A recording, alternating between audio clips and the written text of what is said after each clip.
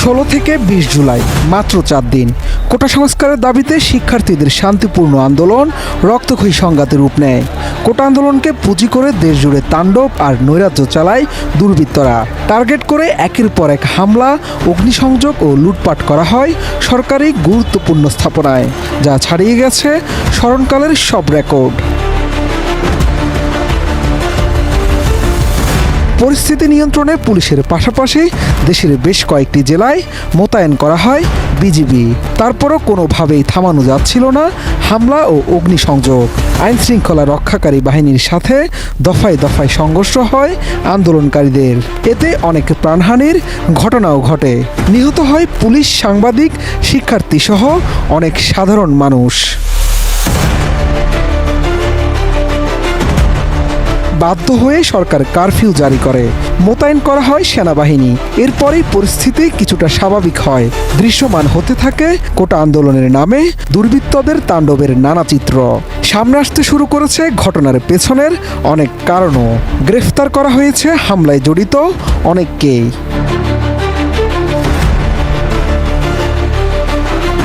এর মধ্যে গ্রেফতার হওয়া গণ অধিকার পরিষদের সভাপতি নুরুল ইসলাম নূরেরও বেশ কিছু চাঞ্চল্যকর তথ্য সামনে এসেছে।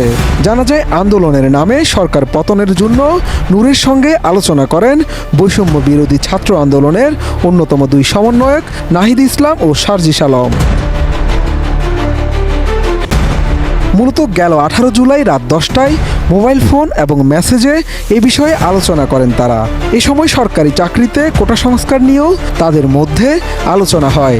সেতু ভবনে হামলা ও অগ্নিসংযোগের ঘটনায় বনানী থানায় করা মামলায় এক প্রতিবেদনে মামলার তদন্ত কর্মকর্তা ও ডিবি পুলিশের ক্যান্টনমেন্ট জোনাল টিমের পরিদর্শক আবু সাইদ মিয়া এই তথ্য জানান।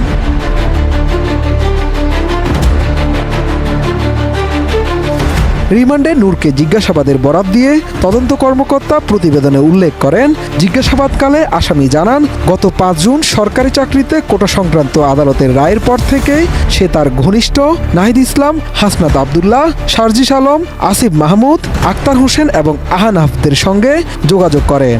পরে 18 জুলাই রাত 10টায় নাহিদ ইসলাম এবং সার্জিস আলমের সঙ্গে মোবাইল ফোনে এবং মেসেজে সরকারি চাকরিতে কোটা সংস্কার এবং বর্তমান সরকারকে পতন করার জন্য তাদের মধ্যে আলোচনা হয়। এছাড়া প্রতিবেদনে আরও বলা হয়, আলোচনার এক পর্যায়ে নূরকে বৈষম্য বিরোধী ছাত্র আন্দোলনের অন্যতম দুই সমন্বয়ক নাহিদ ইসলাম ও সার্জিস আলম দাবিগুলো মেসেজ করে লিখে দিতে বলেন। পরে নূর শিক্ষা প্রতিষ্ঠান খুলে দেওয়া, ইন্টারনেট সচল করা, ছাত্রলীগ যুবলীগের জড়িত সন্ত্রাসীদের গ্রেফতার করা, স্বরাষ্ট্রমন্ত্রীর পদত্যাগ সহ সরকারের পদত্যাগ ইত্যাদি দাবি লিখে দেন। এদিকে 26 জুলাই 5 দিনের রিমান্ড শেষে নুরুল হক নূরকে আদালতে হাজির করে পুলিশ। এরপর মামলার তদন্ত শেষ না হওয়া পর্যন্ত তাকে কারাগারে আটক রাখার আবেদন করেন মামলার তদন্ত কর্মকর্তা। অন্যদিকে তার আইনজীবী জামিন চেয়ে আবেদন করেন।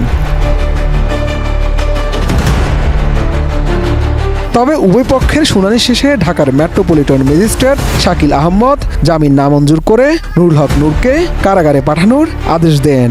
এর আগে গত 21 জুলাই তার 5 দিনের রিমান্ড মঞ্জুর করেন আদালত। শাহাদাত রিফাত, এটিএন নিউজ, ঢাকা।